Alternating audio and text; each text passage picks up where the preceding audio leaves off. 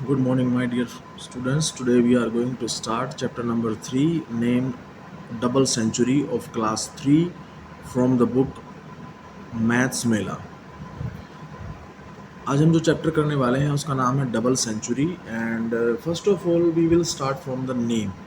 हम नाम से ही स्टार्ट करते हैं कि नाम का मतलब ही क्या है, कि भाई जो नाम है चैप्टर का उसका मीनिंग क्या है।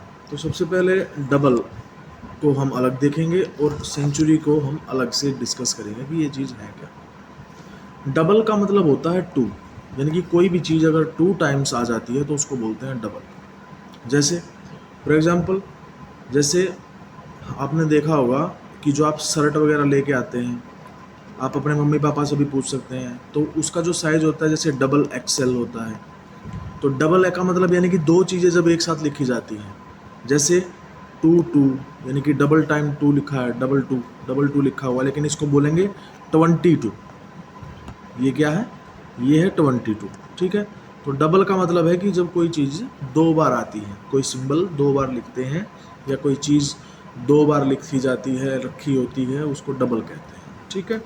Similarly century means, what is the meaning of century? Century means होता है 100। ठीक है। तो what is the meaning of century? The meaning of the century is 100। 100 को बोलते हैं सेंचुरी। तो यहाँ पे मीनिंग क्या बना? डबल सेंचुरी, यानी कि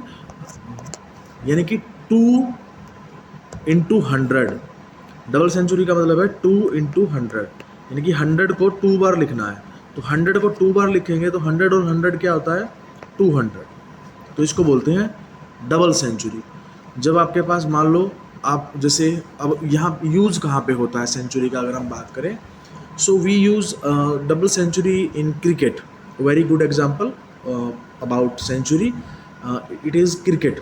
क्रिकेट का जो गेम खेलते हैं जिसमें बॉल और बैट के साथ खेलते हैं, उसमें जब कोई 200 रन बना देता है, जब कोई 200 रन बना देता है तो उसको कहते हैं डबल सेंचुरी लगाई है उसने। ठीक है।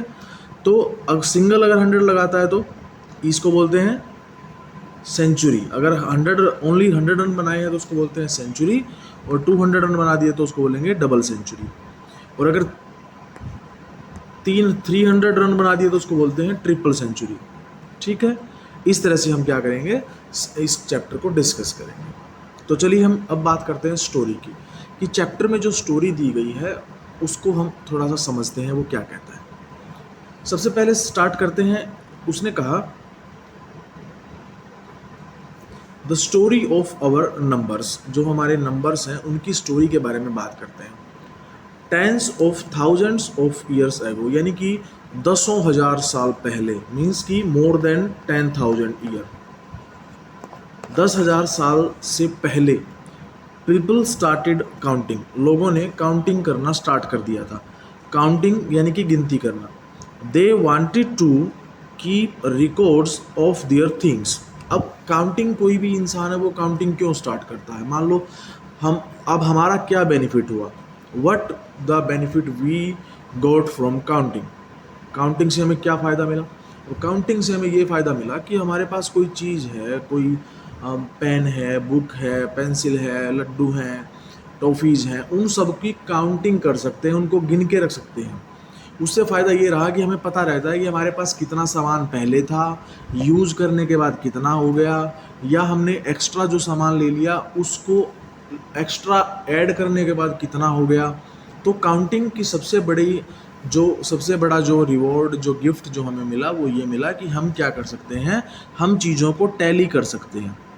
अब टैली करने का मतलब है कि हम रिकॉर्ड रखते हैं एक तरह से, कि भाई हमारे पास एक रिकॉर्ड हो जाता है कि भाई हमारे पास इतना सामान था, या अब एक्स्ट्रा और सामान लेके आए हैं तो इतना और ऐड हो गया। तो इस तरह से क्या करते हैं, काउंटिंग का यूज़ करते हैं।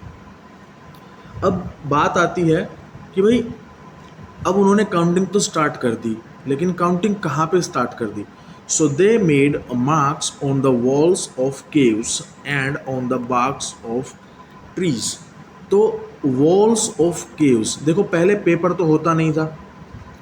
पहले जो आप पेपर यूज़ करते हैं, पेपर नहीं होता था। पेपर का इन्वेंट किसने किया, क्या आपको पता है? पेपर जो आप यूज़ करते हैं उसका इन्वेंशन किसने किया था? तो पेपर का जो इन्वेंशन हुआ था, जो पेपर बनाया गया था सबसे पहले, वो बनाया था चाइना ने। चाइना यानी कि चीन ने, जो देश कंट्री है ना चाइना, उन्होंने बनाया था सबसे पहले। अब भाई, लेकिन जितने साल पहले की वो बात कर रहे हैं, उतने साल पहले नहीं बनाया था, ठीक है।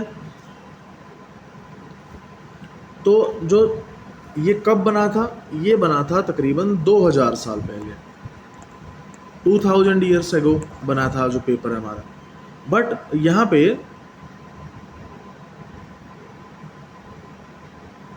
बात हो रही है कितनी, टेंस ऑफ थाउजेंड्स ईयर्स की पहले की बात हो रही है। तो इसका मतलब क्या है कि जो पेपर बना वो 2000 साल पहले बना है, लेकिन जो बात चल रही है वो चल रही है 10,000 साल पहले की। तो उससे पहले क्या करते थे, तो उससे पहले जो यूज़ करते थे बेटा, वो यूज़ करते थे walls of caves and barks of trees. तो जो हमारी जो गुफाएं होती थी जहाँ पे इंसान रहते थे, तो वहाँ पे क्या करते थे, उस जगह पे कैसे मार्क बना देते थे, जैसे 1 2 3 4 इस तरह से बना के क्या कर देते थे, नंबर्स को लिख देते थे। दूसरा, बार्क्स ऑफ ट्रीज। ट्री की बार्क क्या होता है, बार्क होती है छाल, ट्री की जो छाल होती है उसको बोलते हैं बार्क्स ऑफ ट्री। चलो मैं दिखाता हूँ दोनों चीज़ें आपको। अब ये देखो, ये आपने देखा होगा इस तरह से ये जो पेड़ होता है, पेड़ के जो ऊपर की जो लेयर होती है उसको बोलते हैं बार्क्स, ठीक है। तो ये ऐसे है। अब इस पे लिखते लिखते कैसे थे वो दिखाता हूँ। Okay, look at the screen please. अब यहाँ पे देखेंगे आप, तो इसके अंदर क्या दिया हुआ है, यहाँ पे ये देखो, पतला पतला जो बार्क है उसको बिल्कुल पतली लेयर में उतार लिया जाता था, पेड़ की जो बार्क है उसको। उसके बाद उसके ऊपर लिख देते थे ऐसे अलग अलग काउंटिंग करके, अपना जो इंक से, जो भी इंक, अब इंक कैसी होती थी, जो अभी आप इंक यूज़ कर रहे हैं वो वाली इंक नहीं होती थी, डिफरेंट टाइप्स की इंक होती थी।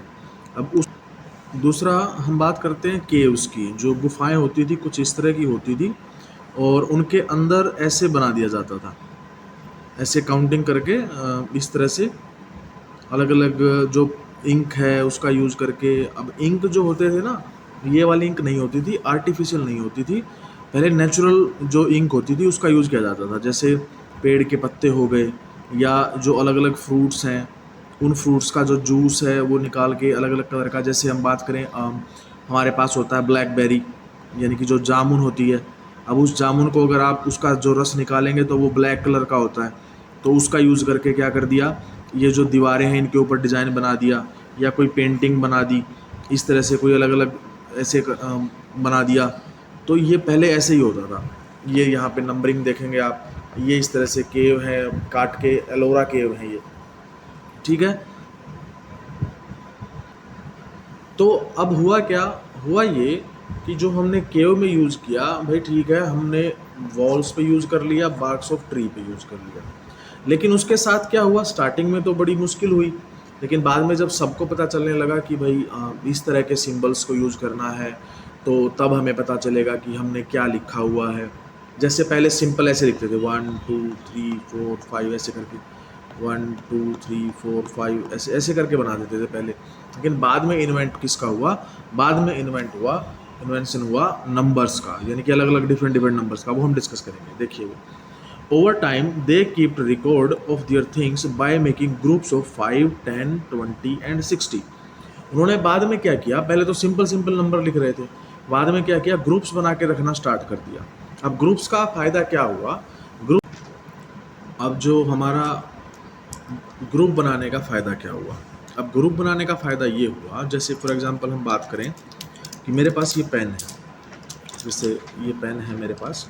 अब इन पेन को अगर मैं सिंगल सिंगल अगर मैं इनको सिंगल सिंगल काउंट करता हूँ, जैसे 1 2 3 4 5 6 7 8 9 और ये 10, तो मेरे पास ये टोटल जो 10 है, अगर मैं इन पेनों को अगर एक एक करके काउंट करता हूँ तो मुझे टाइम लग जाएगा। लेकिन अगर मैं क्या करूँ, इनका बंडल बना दूँ। बंडल बनाने से मतलब है कि भाई मान लो मैंने क्या किया, ये 5 पेन्स ले लिए। अब इन 5 पेन्स को क्या किया मैंने, 1 2 3 4 और 5, इन 5 को लेके, पेंसिल भी है इसमें, ये मत सोचिएगा कि पेन है सारे, चलो मैं निकाल देता हूँ। तो ये हो गए 5 पेन। तो मैंने क्या किया, अब मैंने इन 5 पेन का एक क्या कर दिया, एक ग्रुप बना दिया। तो अब मुझे फ़ायदा ये होगा, या हम सबको फ़ायदा ये होगा कि हमें बार बार इनको काउंट नहीं करना पड़ेगा। फॉर एग्जांपल अगर ये दूसरा ग्रुप है, अब ये दूसरा ग्रुप है, ये 5 पेन्स का एक और बंडल बना दिया हमने, तो ये 2 पेन जब हमारे 2 ग्रुप हमारे पास, 2 बंडल हमारे पास हो गए, तो हमें इनको सिंगल सिंगल काउंट करने की ज़रूरत नहीं है। हम सिंपली क्या करेंगे, हम सिर्फ ये काउंट करेंगे कि एक बंडल में कितने पेन हैं और टोटल कितने बंडल हैं, बस हमें इतना ही करना है। तो फॉर एग्जांपल जैसे अब हमारे पास जो बंडल है, जो टोटल एक बंडल है, उस एक बंडल में टोटल 5 पेन है, तो एक बंडल में हो गए 5 पेन, और टोटल बंडल कितने हैं हमारे पास 2, तो 5 को 2 से मल्टीप्लाई करा देंगे तो कितना आ जाएगा, 10 आ जाएगा। तो हमारे पास टोटल कितने पेन हैं, 10 है। तो ये हमारे किस काम आएगा, क्या फ़ायदा हुआ, इससे हमारा जो टाइम है वो सेव हो गया। ठीक है, तो क्या फ़ायदा हुआ, इससे हमारा टाइम बच गया, टाइम सेव हो गया। अगर सोचो अगर ऐसे ही एक बंडल में 5 पेन हैं और ऐसे ही अगर 5 बंडल होते तो क्या होता, तो हम क्या करते, 5 को 5 से मल्टीप्लाई कर देते, सो आंसर विल बी 25। और अगर सोचो ऐसा ही अगर कोई बंडल है जिसमें 5 पेन होते और ऐसे ही टोटल कितने होते, 12 बंडल होते, तो क्या होता, तो 5 को 12 से मल्टीप्लाई कर देते, आंसर आ जाता 60। ठीक है, आंसर क्या आ जाता हमारा 60 आ जाता। तो इसमें ज़्यादा कंफ्यूज होने की ज़रूरत नहीं है कि ये बार बार चेंज कैसे हो रहा है, ऐसा कुछ नहीं है।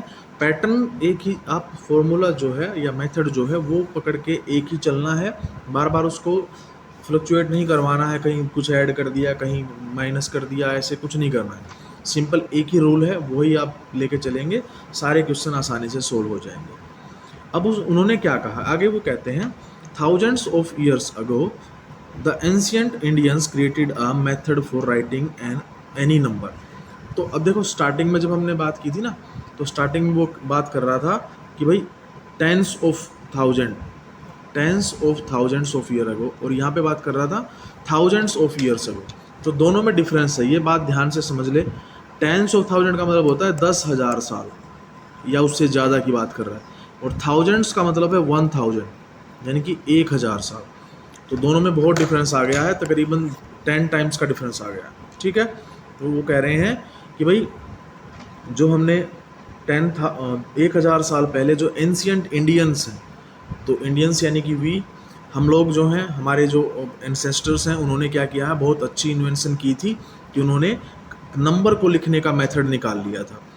अब वो कहते हैं however large using only 10 symbols.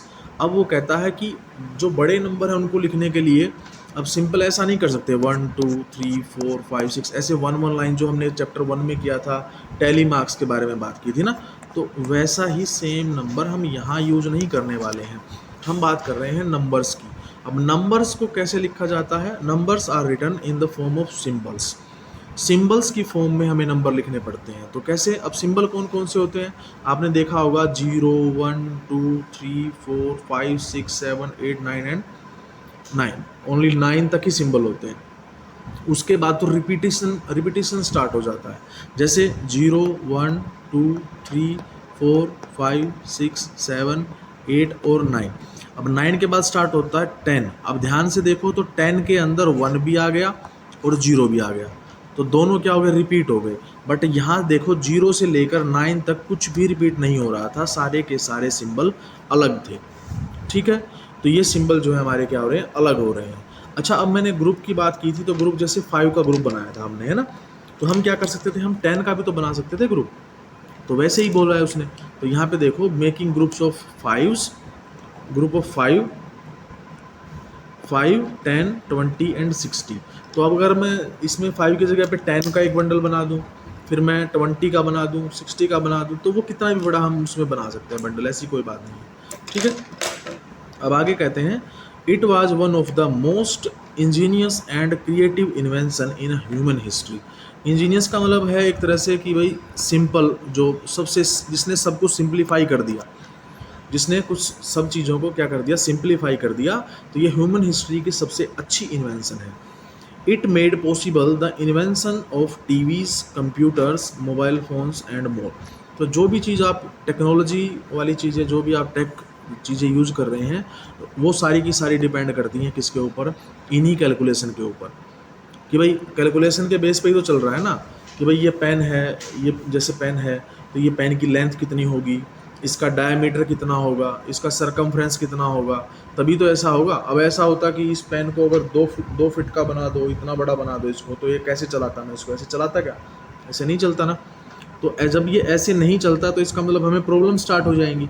तो हर चीज़ में क्या किया गया है, अब जैसे इतना बड़ा पेन है, या मान लो इसके ऊपर एक और पेन लगा दें, या मान लो अब इतने सारे पेन हैं, इन सबको मिला के अगर ये पेन की जो मोटाई है, थिकनेस इतनी ज़्यादा होती, तो क्या मैं ऐसे लिखता, इसको ऐसे पकड़ के लिखता, ऐसे लिखता तो नहीं लिख पाता मैं, है ना। तो हर चीज़ के ऊपर क्या लगा है, मैथ्स लगा है। मैथ के अकॉर्डिंग ही चलता है बेटा सब कुछ, कि कैसे चीज़ों को हम अच्छे से सुटेबल तरीके से कैलकुलेट करके बनाएंगे, तभी जाके सारी चीज़ें होंगी। जैसे अब हम बात करते हैं कि कपड़े सिलवाते हैं, है ना।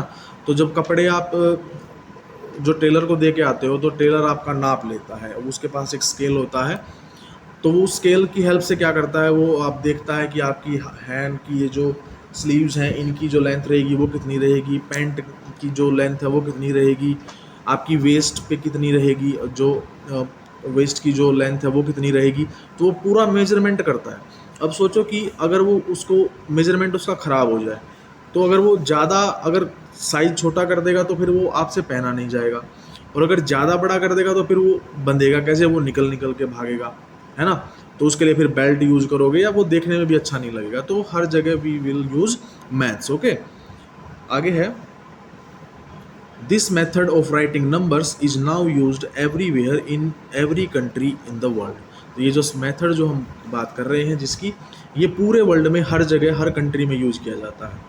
A very important part of this invention was the introduction and use of symbol 0 to mean nothing। तो ये जो सिंबल है, हम देखो यहाँ पे स्टार्ट किया था हमने जीरो से, तो जीरो का एक्चुअल में जो मीनिंग होता है वो होता है नथिंग। जीरो का मतलब होता है नथिंग, कि भाई कुछ नहीं है, जीरो का मीनिंग कुछ नहीं है।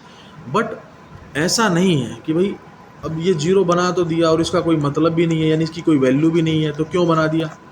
बनाने वाले बेवकूफ़ थोड़ी हैं, they are not fool. Okay, वो बेवकूफ़ नहीं है बिल्कुल भी, उन्होंने कुछ सोच समझ के ही बनाया होगा। तो मैं बताता हूँ क्यों बनाया गया है। चलिए, वो कहते हैं कि अगर कोई नंबर है, मान लेते हैं कि मैंने ऐसे 1 लिख दिया, उस 1 के अगर आप लेफ़्ट साइड में रखते हैं, लेफ़्ट का मतलब है यानी कि आगे, अगर यहाँ पे 0 लिखते हैं तो इसकी कोई वैल्यू नहीं है, तो ये 1 ही रहेगा।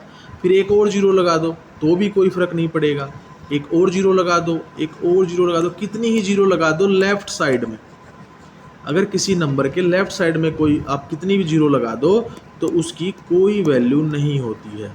किसकी? 0 की। 0 की वैल्यू नहीं होती है। 1 की तो ये 1 तो 1 ही रहेगा, तो यानी कि जो इसकी जो अगर हमें कोई वैल्यू पूछे तो ये 1 ही रहेगा। लेकिन सिचुएशन कब बदलती है? Situation change when the place of the 0 change. अब वो कहाँ? लेफ़्ट से अगर हम राइट साइड में लिख दें, अगर मैं लेफ़्ट की जगह पे अगर राइट साइड में अगर मैं 0 लिखना स्टार्ट कर दूं, जैसे अगर मैं यहाँ पे लिखा मैंने, जैसे ये 1, इसके बाद ये बन गया, अगर मैंने इसके राइट साइड में 0 लगा दिया तो ये बन गया 10। अब एक और 0 लगा दोगे तो ये बन गया 100, एक और 0 लगा दोगे तो ये बन गया 1000, एक और 0 लगा दोगे तो 10,000, और ये फिर 1 लाख। तो राइट साइड में जब आप वैल्यू लिखते हो तो वैल्यू होगी, यानी कि यस इट हैज़ वैल्यू, उसकी वैल्यू है। ठीक है, इतना याद रखेंगे। उसके बाद है, over the next few months we will learn how to write all numbers however large using just these 10 symbols। okay, by using all of these 10 symbols we will learn how to write numbers in the next few months। okay, अब हम बात करते हैं picture की। ये जो picture दी गई है, इस पिक्चर से हम सीखेंगे कि हमें कैसे काउंटिंग सीखनी है या ग्रुप का यूज़ कैसे करना है। वहाँ इस पिक्चर में वही बताया गया है कि आप सिंपल अगर ग्रुप की बात करते हैं तो ग्रुप से कैसे हम चीज़ों को सोल्व आउट करेंगे। तो सबसे पहले हम काउंट करेंगे, पहले क्वेश्चन पढ़ेंगे। सबसे जब भी क्वेश्चन आप सोल्व करना स्टार्ट करें, सबसे पहले उससे पहले करें आप क्वेश्चन को रीड अच्छे से। Look at the picture, estimate and right the number of each of the following objects. अब वैसे तो इसने बोला एस्टीमेट बनाना है। अब एस्टीमेट का मतलब होता है एक तरह से कच्चा काम होता है कि भाई इतना सामान हो सकता है, बट हम ऐसा काम नहीं करेंगे, हम बिल्कुल एक्यूरेट वैल्यू निकाल के लाएंगे। ठीक है, चलिए सबसे पहले उसने पूछा ऑरेंज के बारे में। तो ऑरेंज कहाँ पर रखे हुए हैं? ऑरेंज यहाँ पर रखे हुए हैं।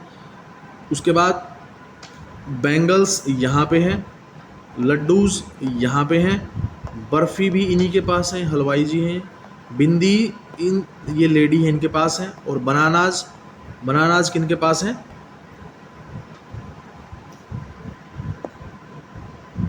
बनानाज भी इन्हीं के पास है। ये फ्रूट सेलर जो हैं इनके पास है। चलिए काउंट करते हैं, जूम कर लेते हैं। तो सबसे पहले ऑरेंज काउंट करते हैं। ऑरेंज काउंट करेंगे 1 2 3 4 5 6 7 8 9 और 10। तो पहले वाली बकेट में कितने हैं? 10 है। उसके बाद सॉरी बकेट नहीं है, ये बास्केट है। उसके बाद 1 2 3 4 5 6 7 8 9 और 10। दूसरे वाली बास्केट में भी 10 है। और ये जो लूज रखे हुए ये कितने हैं? 2 हैं। तो सबको ऐड कर देंगे। 0 + 0 0, 0 + 2 2 एंड 1 + 1 2। तो कितने हो गए टोटल जो हमारे ऑरेंज हो गए? 22। तो आप लिख लेंगे ऑरेंज, अपनी बुक में लिखते चलिए आप साथ में। ऑरेंज के सामने लिख दीजिए 22। अब बात आती है बनाना की। तो बनाना के बारे में बात करते हैं। तो बनाना जो है, अब बनाना को काउंट करते हैं डजन में। किस में काउंट करते हैं? डजन में। हिंदी में कहें तो दर्जन, हिंदी में इसको कहते हैं दर्जन। और एक दर्जन में टोटल क्वांटिटी होती है 12 नंबर्स होते हैं। तो हमारे पास कितने कितने बंच दिखाई दे रहे हैं आपको? 3 बंचेस। तो 12 इसके अंदर हैं, 12 इसके अंदर हैं और 12 इसके अंदर है। आप काउंट करेंगे बुक में तो आपको पता चल जाएगा। अब तीनों को ऐड करेंगे। 2 + 2 4, 4 + 2 6, 1 + 1 2, 2 + 1 3। तो कितने बनाना हो गए? 36 बनानाज हो गए। तो बनानाज के सामने ब्लैंक में लिख दीजिए 36। ठीक है, ऑरेंज 22 है, बनाना 36 है। अब कहाँ लिखना है? देखो यहाँ पे, ये रहा। तो बनाना के सामने 36 लिख दीजिए, ऑरेंज के सामने 22 लिख दीजिए। ठीक है, हो गया। अब बात करते हैं बैंगल्स की। तो बैंगल्स के बारे में जब हम बात करेंगे तो अब काउंट करो यहाँ पे। पहले मैंने तरीका बताया था, पहले आप काउंट करेंगे कि एक जो हमारा बंडल है या एक जो बंच है या एक जो हमारी रो है उसके अंदर कितनी जो हमारी बैंगल्स हैं उनके बारे में बात करेंगे। तो यहाँ पे आप काउंट करेंगे तो एक जो रो है, एक जो ये पूरा एक कहें कि एक बंच है, तो एक ग्रुप है, उसमें कितने हैं? उसमें 10 बैंगल्स हैं। तो जब 10 बैंगल्स हैं तो कितने एक में 10 है, तो काउंट करो कितने हैं? 1 2 3 4 5 6 7 8। तो टोटल कितने हो गए? 8 हो गए। तो 10 8 जा कितना होता है? 80 होता है। और इनके हाथ में कितने बैंगल हैं? 2 बैंगल हैं। तो 80 में 2 ऐड कर देंगे। 0 + 2 होता है 2 और 8 रहेगा सेम टू सेम, तो आंसर आ गया 82। तो हमारे जो टोटल बैंगल्स हैं वो कितने हैं? 82। ठीक है, तो यहाँ पे बैंगल्स के सामने आप लिखेंगे 82। अब बात करते हैं लड्डूज़ के बारे में। तो लड्डूज़ काउंट करेंगे। लड्डूज़ कहाँ पे हैं? यहाँ पे हैं। लड्डूज़ और बर्फ़ी दोनों इन्हीं के पास हैं। तो पहले हम बर्फ़ी के बारे में बात कर लेते हैं, या पहले लड्डू के बारे में बात कर लेते हैं। आप लड्डू के सामने लड्डू की वैल्यू लिख देंगे और बर्फ़ी के सामने बर्फ़ी की वैल्यू लिख देंगे। तो सबसे पहले हम काउंट करते हैं यहाँ पे। तो ये बर्फ़ी है, यहाँ पे बर्फ़ी देखते हैं काउंट करके कितनी है। तो बर्फ़ी में एक लेयर में 10 है। 1 2 3 4 5 6 7 8 9 10। तो पहले वाली जो हमारी रो है उसमें 10 बर्फ़ीज़ हैं। दूसरे वाली में भी 1 2 3 4 5 6 7 8 9 10। दूसरे वाली में भी 10 है। और ऊपर जो ये एक्स्ट्रा 2 रखी हुई हैं 2 हैं, इन सबको ऐड कर देंगे। 0 + 0 0, 0 + 2 2 एंड 1 + 1 2। तो टोटल बर्फ़ी कितनी हो गई? 22। तो बर्फ़ी के सामने लिख दीजिए 22। उसके बाद लड्डूज़ को काउंट करते हैं। तो लड्डूज़ को जब काउंट करेंगे तो क्या करना पड़ेगा? लड्डूज़ को काउंट करेंगे तो भाई काउंट करेंगे, चलो काउंट करो। 1 2 3 4 5 6 7 8 9 10। तो पहले वाली जो रो है उसमें 10 है। उसके बाद 1 2 3 4 5 6 7 8 9 10। दूसरे वाली में भी 10 है। और तीसरे वाली में 1 2 3 4 5 6 7 8, इसमें 8 है। तो आप तीनों को ऐड करेंगे, 0 + 0 0, 0 + 8 8 एंड 1 + 1 2। तो कितने लड्डूज हो गए? 28। तो लड्डूज के सामने लिख दीजिए 28, बर्फ़ी के सामने लिख दीजिए 22। ठीक है।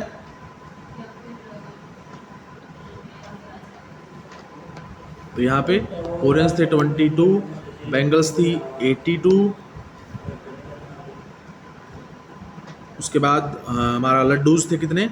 लड्डूज थे 28, बर्फ़ी 22, बनानाज 36, लास्ट में बच गया बिंदीज। बिंदीज काउंट करेंगे, तो बिंदी काउंट करेंगे तो जूम इन करेंगे, जूम इन करके काउंट करते हैं। चलिए देखते हैं, अब ध्यान से देखिए, एक जो बिंदी का पैकेट है, ये जो स्ट्रिप है, इसके अंदर 10 है। तो टोटल कितने स्ट्रिप हैं?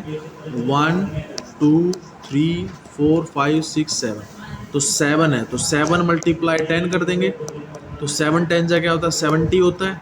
और इस लड़की के हाथ में जो बैंगल है, उस जो बिंदी है, उसमें 5 है। तो 70 + 5 कितना बनेगा? 75। ऐड कर देंगे, 0 + 5 5 होता है और 7 रिमेन्स 7। तो आंसर आ गया 75। तो बिंदीज के सामने आप लिख दीजिए 75। ठीक है। तो बिंदीज के सामने आप लिख देंगे 75। इस तरह से आप इसको क्वेश्चन को करेंगे। ठीक है बेटा, बाकी का काम हम कल करेंगे। मिलते हैं कल। Bye bye, take care.